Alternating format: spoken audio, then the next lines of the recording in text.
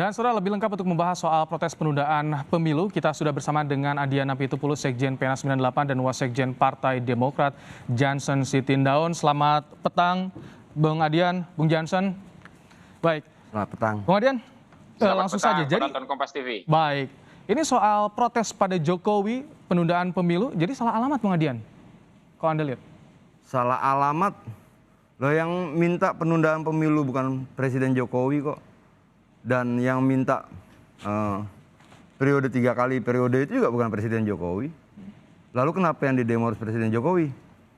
Apakah karena 3 menterinya ngomong lalu itu pasti keinginan Presiden? Apakah karena ada 3 ketua partai bicara pasti itu keinginan Presiden? Kalau menurut saya pasti tidaknya keinginan Presiden kalau dia menyampaikan. Kalau dia berbicara. Di waktu sebelumnya dia sudah katakan tidak. Berkali-kali, 4 kali dia katakan tidak. Tidak berminat 3 periode, dia katakan bahwa dia akan mengikuti konstitusi. Konstitusi yang mana? Orang kan selalu bilang, loh kalau konstitusi dirubah bisa dong. Kalau dia bicara konstitusi, konstitusi per hari ini dong. Yang saat ini berlangsung? Iya dong, bukan konstitusi nanti. Konstitusi akan datang, tidak. Konstitusi hari ini. Dan berapa waktu lalu, saya ngobrol dengan teman-teman yang lain, segala macam, kita malah dengar dia sudah cari tanah di wilayah Solo, karena setiap presiden di akhir masa jabatannya kan diberikan rumah dan tanah ya oleh negara. Dia sudah cari-cari di sana. Artinya memang tidak ada minat sama sekali dia untuk 3 periode atau perpanjangan. 3 menteri yang ngomong soal ini, sedangkan menteri kan ada di bawah presiden.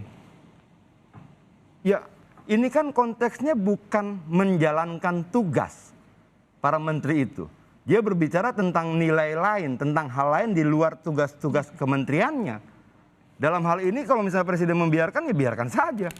Tapi kan kita mau dengar menterinya atau mau dengar presidennya.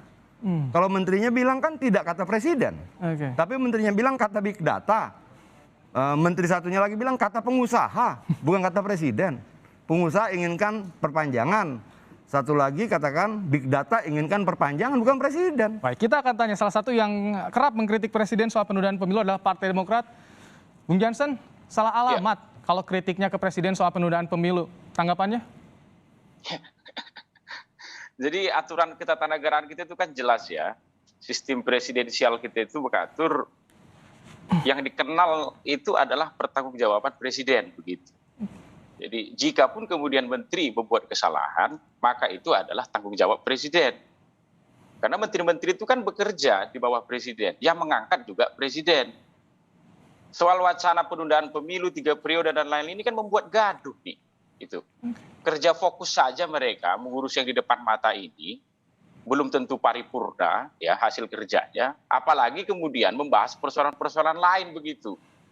Yang itu ya merombak konstitusi, melibatkan semua orang begitu, tegur dong.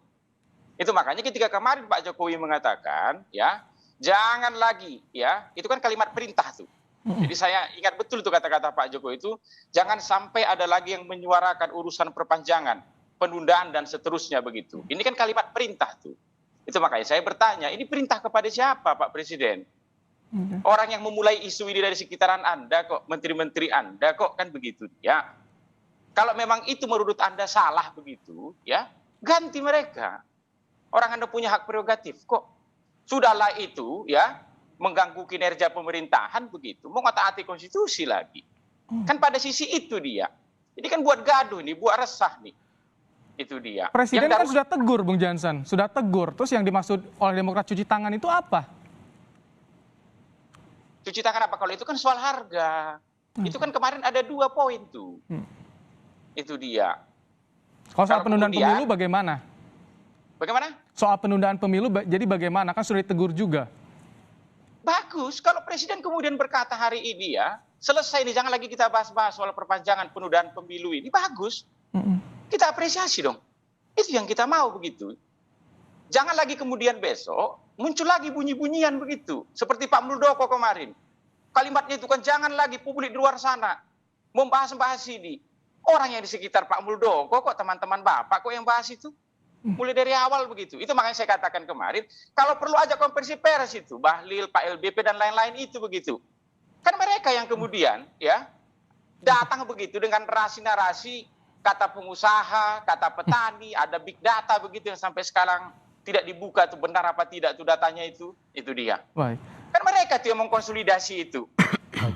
Tadi Bang Jansen katanya kalau menteri yang salah ya presiden yang tanggung jawab, Bang Adian. Oh, kalau salah dalam konteks dia sedang menjalankan perintah, tapi kalau kemudian dianggap salah karena dia menggunakan hak konstitusional untuk berbicara, menyampaikan opini dia secara pribadi, belum tentu dong kita bisa katakan salah. Bahwa dia menciptakan kegaduhan, iya. Dan saya yakin presiden punya parameter di mana dan kapan kegaduhan itu harus dihentikan.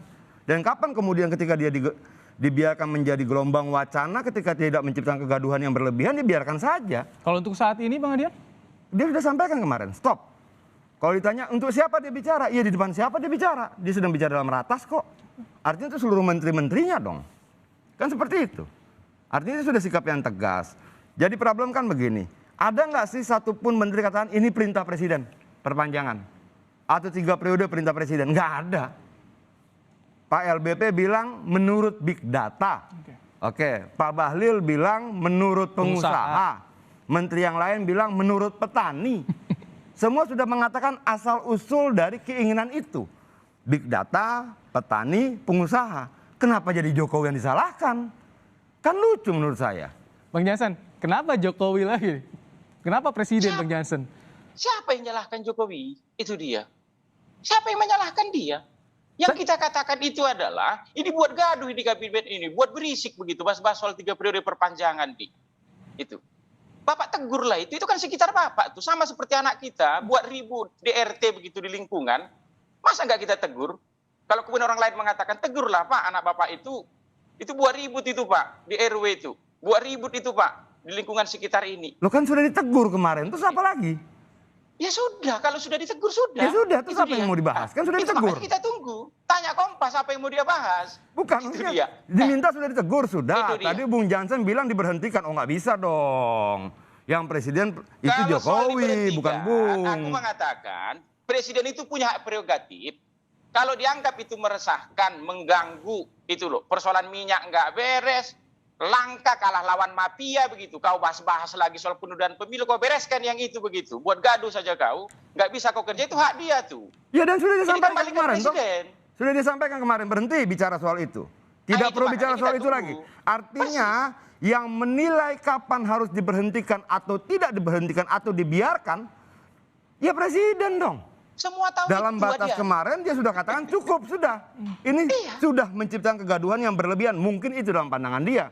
Dan di titik itu dia akan bilang cukup. Lalu problemnya apa?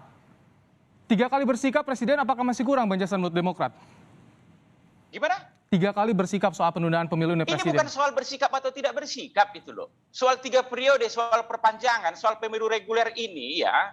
Semangatnya kita ini sama ini semua ini. Itu dia.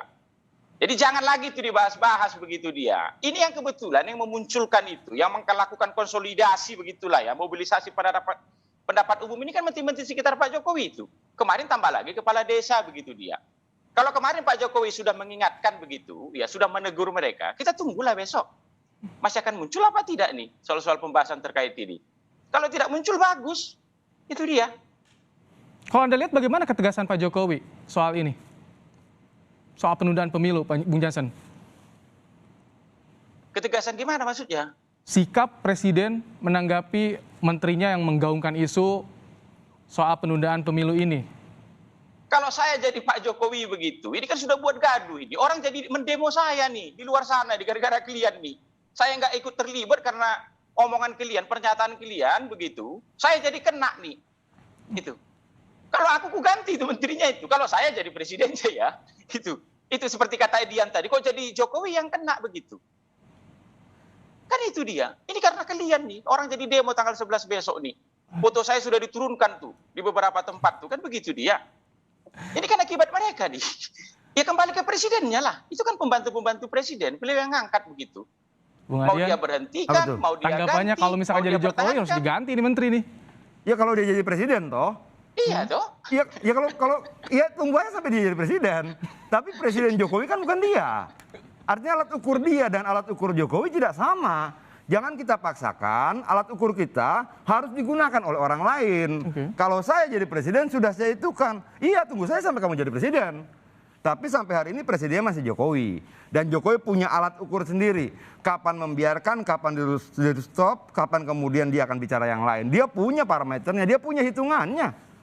Gitu loh. Bahwa kemudian saya setuju ungkapan-ungkapan, ucapan-ucapan itu sudah membuat kegaduhan yang tidak perlu, menguras energi yang terlalu berlebihan buat kita semua, ya.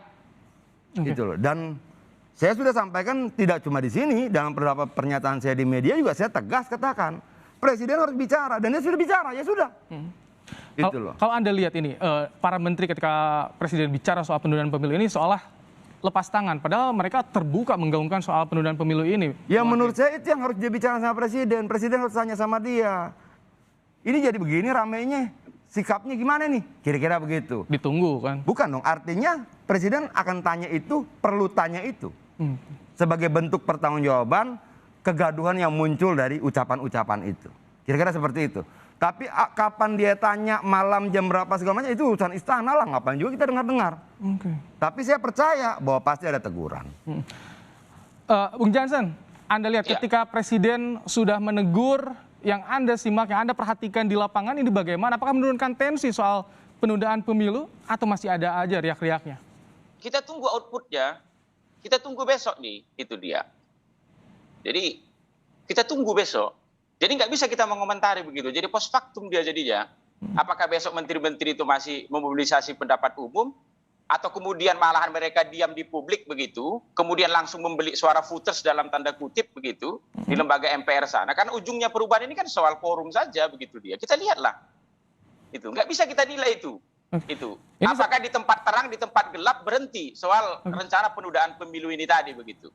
Nanti kita lihat, nanti kita diskusikan lagi begitu. Nanti Kompas buat lagi. Bung Jansen, saya ingin membacakan sedikit pernyataan dari Bung Herzaki Mahendra nih soal Presiden Joko Widodo yang menegur menteri-menterinya tidak bicara soal perpanjangan masa jabatan 3 periode, hanya bentuk cuci tangan pemerintah atas wacana yang beredar. Presiden tidak mampu menghentikan kegaduhan di masyarakat karena termasuk gagal menekan harga komoditas yang terus naik. Penjelasan soal ini bagaimana, Bung Jansen? Persis, kemarin itu kan presiden ya, itu kan bicara pada dua hal sebenarnya. Di ujung rapat kabinetnya itu beliau berkata, jangan lagi lah itu bahas-bahas soal perpanjangan. Sebelumnya itu kan soal harga komoditas, soal harga sembako begitu, minyak naik dan semua segala macam. Kan itu, dua hal itu kan yang kemarin. Kalau soal itu, soal minyak lain semua segala macam itu kembali lagi ke pendekatan output begitu. Iya, bagus sekali sebenarnya presiden marah-marah begitu kalau besok misalnya minyak goreng jadi nggak langka atau headnya itu kembali ke harga lama begitu. Atau BBM misalnya jadi turun. Kalau hanya sekedar marah-marah begitu saja ya, kemudian harga-harga juga nggak turun, kan nggak ada guna tuh. Ini presiden ini kan puncak eksekutif ini, powernya nih yang paling besar di Indonesia ini begitu.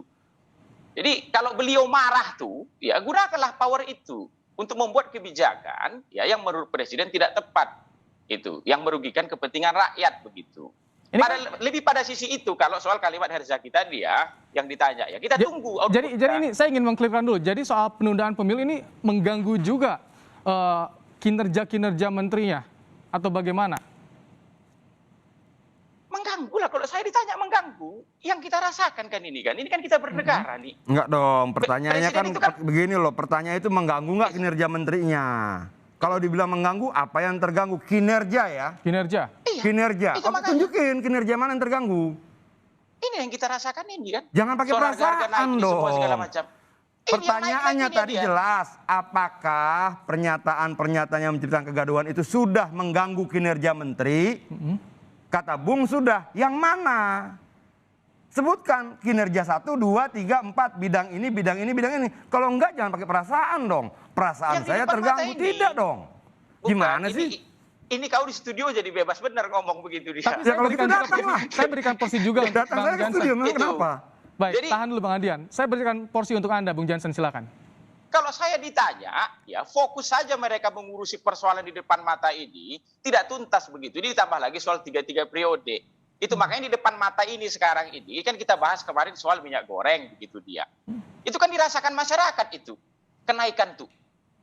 Itu dia. Lebih baik menteri-menteri itu fokus ngurus itu semua. Kalau menteri perdagangan nggak mampu, Pak LBP ketimbang Bapak ngurus 3 periode, kerjasama lah. Itu kan kabinet itu kan banyak tuh. Itu dia kerjasama ke situ gitu, berantas mafia itu, yang katanya negara kalah itu. Kan lebih bagus begitu itu. Aduh, menteriku ini keteteran yang satu ini. Iya, kerjasama. Iya, Mari. tapi gini. Itu, kita bareng-bareng Itu tidak kerjasama menjawab itu. pertanyaan Bapak kita tadi. Gitu loh. Mau ditanya apa, kinerja jawab seperti apa. Jadi kalau misalkan Anda lihat memang isu ini, kenapa saya tanyakan itu Bung Jansen? Karena kan ketika ini isu ini dirasa mengganggu kinerja menteri, harusnya Presiden lebih tegas lagi mengatasi, bersikap soal isu penundaan pemilu dan juga perpanjangan masa jabatan Presiden, Bung Jansen. Karena sudah mengganggu kinerja menteri loh. Begini Ibrahim, kau ini mutar-mutar begitu maksudku. Begini, kalau soal 3 periode itu Presiden sudah menyampaikan sikapnya. Kita lihat outputnya besok. Apalagi mau kita bahas? Itu. Masihkah itu menteri-menteri sekitar Presiden itu berisik membahas persoalan ini? Kan begitu dia. Bahkan lebih jauh lagi begitu dia ya. Ini sekaligus close ini, tutup buku. Bahkan gerakan-gerakan misalnya mengumpulkan voters untuk forum di MPR pun tidak ada misalnya, contohnya begitu dia. Itu kita lihat besok. Itu dia. Kan tegas atau tidak itu kan kembali ke output kan. Itu. Lihat hasilnya seperti apa besok. Persis. Betul. Saya ingin ke Bang Adian. Ya. Bang Adian, Ya. kalau misalkan ini tadi kinerja soal menteri disoroti, ini kan jadi berkaitan nih karena banyak aksi juga yang akan direncanakan kepada Pak Jokowi soal penundaan pemilu, harga pangan juga. Bagaimana Anda melihat soal potensi aksi yang terjadi ini, Bang Adian? Begini, pertama kita sepakati dulu bahwa pernyataan-pernyataan yang memang secara fakta itu menciptakan kegaduhan, di sisi lain dia tidak mengganggu kinerja menterinya. Jangan digabungkan bahwa seolah-olah karena pernyataan ini minyak goreng langka, nggak ada hubungannya. Itu dua hal yang berbeda. Oke, kita bahas satu-satu. Oke, pernyataan itu buat gaduh, saya setuju. Presiden setuju, dia bilang stop. Lalu ada persoalan minyak goreng, ada persoalan BBM dan sebagainya. Nah, menurut saya langkah yang sudah disampaikan Presiden kemarin secara terbuka dia sampaikan pada seluruh menterinya, perbaiki situasinya. Mekanisme dia perbaiki, dicari tahu segala macam. Kalau perlu ditangkap pelaku-pelakunya yang sudah membuat rakyat susah. Dan itu sudah disampaikan toh. Dalam ratas dia, baru kata-kata. Bung Jansen akan menunggu kata-kata itu menjelma menjadi tindakan nyata di hal ini. Kan seperti itu. Ya kita tunggu. Ya, kita tunggu. Gitu loh. Tapi kalau bicara soal BBM misalnya, ya kita bandingkan dong. Ternyata dalam 8 tahun ini dalam hitungan kita, kenaikan BBM untuk kelas premium Pertalite di periode Presiden Jokowi cuma 16-18%. Sementara di Presiden sebelumnya 290%. Di zaman Soeharto dari tahun 91 sampai tahun 98, 700% kenaikannya. Itu kan harus kita bandingkan dong. Biar clear gitu loh. Bahwa dia naik iya. Tapi dalam 8 tahun cuma naik 18% untuk kelas premium Pertalite. Sementara untuk kelas yang sama, zaman Presiden Soeharto 91 sampai 98, 700%. Zaman Presiden sebelum Jokowi 200 sekian persen. Bung Adian, ini kembali kita ke soal penundaan pemilu sampai 3 kali Jokowi di Kompas menyatakan taat, tunduk dan juga patuh pada konstitusi, tapi masih saja ada menteri, ketua umum parpol juga termasuk yang kembali berbicara soal penundaan pemilu. Kedua kalinya, ketiga kalinya, terakhir kemarin sampai teguran. Apakah Anda melihat ini tidak menjawab pertanyaan publik soal ayo dong Pak Jokowi bagaimana sikapnya soal penundaan pemilu ini, Bung Adian? Lah, sikap dia sudah jelas ya. Dia sudah berkali-kali mengatakan yang minta 3 periode itu nampar wajah saya, coba cari muka. Lalu dia katakan juga saya akan taat konstitusi. Pernyataan dia kemudian diperdebatkan. Konstitusi zaman siapa? Kapan? Bagaimana kalau konstitusinya dirubah? Dan sebagainya. Loh, kalau dia berbicara tentang konstitusi, ya konstitusi yang berlaku saat ini dong. Itu clear. Tidak konstitusi nanti. Karena konstitusi nanti siapa yang bisa prediksikan kalimatnya, titik komanya, kata-katanya, susunan hurufnya, segala macam. Nggak ada yang tahu. Ya dong. Kalau dia bilang, saya taat konstitusi yang kapan Pak Presiden? Yang sekarang. Itu dong. Lalu orang tafsirkan. Kalau konstitusinya berubah, bagaimana? Kok jauh sekali imajinasinya gitu loh. Kalau kita mau bicara imajinasi seperti itu, ya hitungannya komposisi parlemennya. Berapa partai yang mendorong itu, berapa partai yang menolak itu. Bagaimana komposisi DPD-nya. Kalau kemudian DPR dan DPD bersatu, dia bergabung menjadi MPR, kita bedah suaranya. Nggak mungkin per hari ini, ya jangan dibahas. Baik. Itu loh. Ini kan yang sesuatu yang secara faktual, kalkulasi matematikanya jelas tidak mungkin digolkan di MPR, masih dibahas. Kan jadi lucu. Loh, kita sedang membahas angka-angka Baik. tentang komposisi Baik. itu atau membahas imajinasi orang per orang. Baik. Berburu takjil Bung Jansen? Ya. Nah, Ya. tadi sudah dijelaskan sama Bung Andrian, memang salah satu goalnya ada di parlemen ya, soal isu penundaan pemilu ini. Seberapa besar sebetulnya pengaruh dari Jokowi ketika tadi Anda sampaikan memiliki power yang menentukan soal penundaan pemilu ini, Bung Jansen? Kita tunggu besok nih, baik itu soal mobilisasi pernyataan publiknya ataupun gerakan dalam tanda kutip bawah tanahnya untuk langsung menuju voters ya.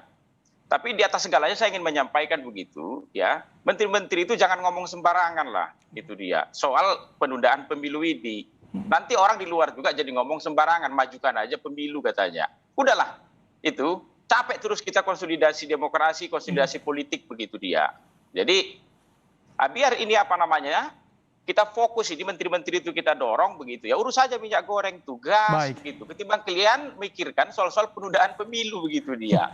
Nah, seperti kalian ini takut aja kehilangan kekuasaan begitu. Padahal ini kan sudah 20 tahun ini kan pemilu reguler ini kan udah bagian dari kita kan. Semua sudah tahu kapan dia naik, tahu juga kapan dia turun begitu. Jadi lebih baik kita dorong ke sana begitu. Itu makanya saya katakan di awal tadi itu ya. Kinerja pemerintahan ini dalam tanda kutip soal barang-barang ini menurut saya buruk sekali. Ini habis ini keluar lagi soal penundaan pemilu. Kita tangkap. Itu dia. Jadi kita itu tunggu ya, Bang dihilangkan, Jansen. syukur-syukur soal minyak goreng dan lain-lain ini menjadi bagus begitu. Masyarakat kemudian mendapatkan harga yang Kita murah. tunggu Bang Jansen ya, pasca teguran nanti bagaimana, apakah masih ada menteri yang menggaungkan soal penundaan pemilu. Kita akan tunggu, terima kasih. Kalau ada yang menggaungkan tuh suruh Adian tuh. Baik. Yang menegur dia tuh. Kakaknya dia menjaga badan mereka tuh. Bung, nggak perlu disuruh. Itu. Karena sikap kita sudah jelas soal penundaan dan 3 periode. Di parlemen sudah jelas, Bung Adian. Di ya, parlemen sudah jelas, secara Bapak-bapak. personal kita sudah jelas. Secara generasi Baik. kami aktivis 98 juga sudah jelas. Kami sikapnya. sudah tangkap, Jadi Bung nggak Adian. perlu disuruh juga kita perjuangkan. Sayang Sama sekali sikap durasi kami. kita terbatas sekali. Sikap Demokrat Baik. ya sama dengan PDIP. Saya Sikap Pak sudahi SBY ya sama dengan dialog Ibu sore hari Megawati ini. soal itu. Baik, saya sudahi dialog sore hari ini ya. Terima kasih Bung Jansen Sitindaun, Wasekjen Partai Demokrat. Terima kasih juga Bung Adian telah hadir di Studio Kompas TV. Makasih. Sekjen Penas